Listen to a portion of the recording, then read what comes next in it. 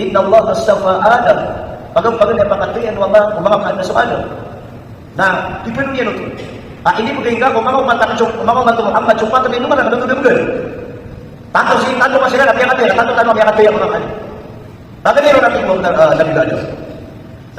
Sa nakakabumadado siya po, nabaguming darumat, nabaguming nilap, nabaguming manudong, nabaguming maganda, nabaguming suluyan. Di mo, kaya katubag sa puto ang mansanas. Di mo, apol.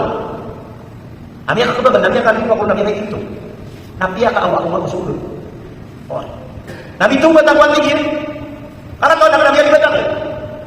Namya katalong ka daw sa lagun, napumuraw ko niya sa mama, nabi paginahiwa mo. Sa kutang ikigil. Ya pagkrihan bigir. Namang isa nila, nabi paginahiwa mo. Na ayat tingin na niya pinsibutan. Nasa umat Muhammad na nabagibo kaya kakabir naman siya nas. Nabagibo kaya kakabir siya mana nila apon. Oy, ka-complicated siya. Di sila ni Mama Ganda, di sila ni Suruyang.